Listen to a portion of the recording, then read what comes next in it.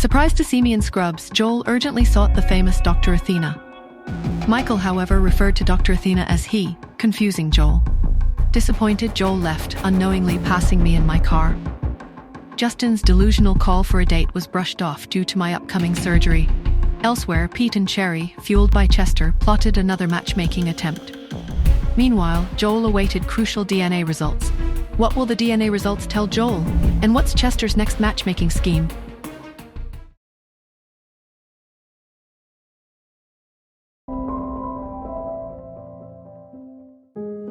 What does it say?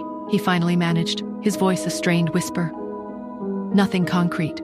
Quentin's reply, flat and devoid of emotion, stole that fragile hope. 3 sons in the previous generation of Smiths, Ian the youngest, no sisters. Their own generation is similarly barren of daughters, except for the one Ian had taken in.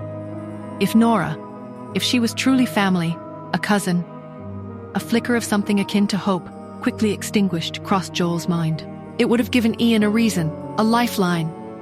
Joel's gaze dropped, unfocused, the simple words carrying a profound disappointment. I see. He hung up, the image of Nora's sharp, intelligent eyes lingering in his mind. He turned to the window, the vibrant colors of the departing kindergarten students a stark contrast to the turmoil within him. Finally, a resolve hardened his features. I finally emerged from the stifling sterility of the hospital, the lingering scent of antiseptic clinging to my clothes. A few precious moments of near sleep were shattered by the insistent chime of my phone. Cherry's voice, small and persistent, filled my ear when I answered. Mommy, have you found out where sponsor Grandpa is? It had been over a month since their online friendship had blossomed, but his sudden silence yesterday and today had Cherry on the verge of a full-blown crisis. Oh. Right, I replied, the name momentarily lost in the fog of my fatigue. A dramatic sigh echoed through the phone. Then can you look him up for me now, Mommy? No, I stated flatly, my eyelids already heavy.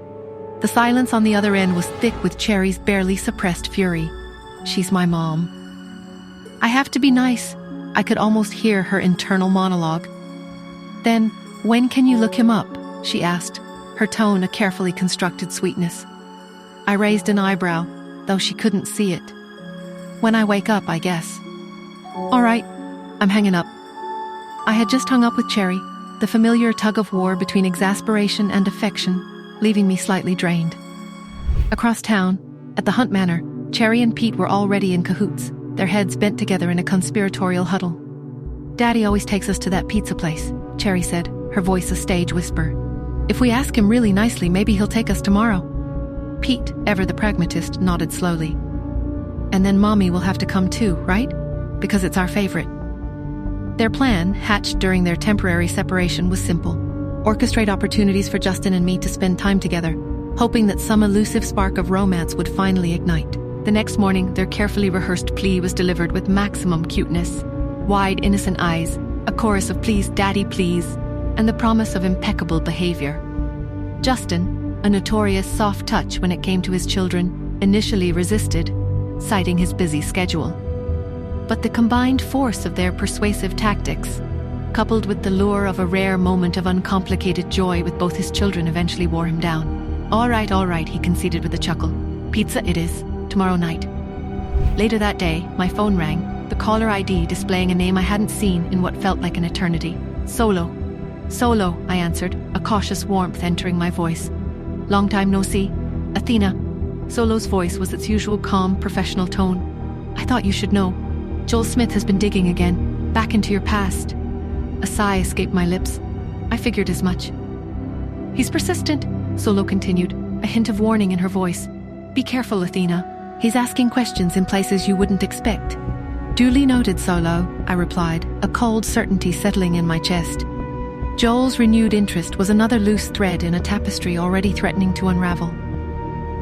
That evening, the quiet of the Anderson mansion was broken by the small patter of feet outside my bedroom door.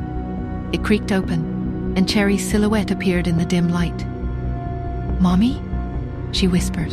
Hey, sweetie, what's wrong? Are you okay?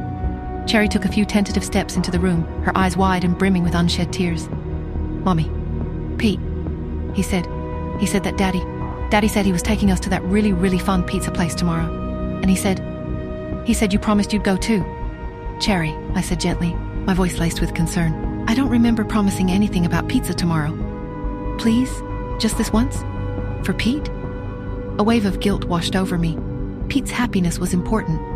And maybe a little time away from the mansion wouldn't hurt. All right, Cherry, I sighed. A reluctant agreement. Okay, I'll go. Cherry's face instantly transformed. The tears vanished as if by magic, replaced by a wide, triumphant grin.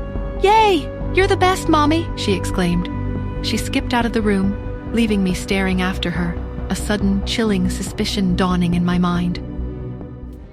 A cold dread washed over me. This wasn't about pizza.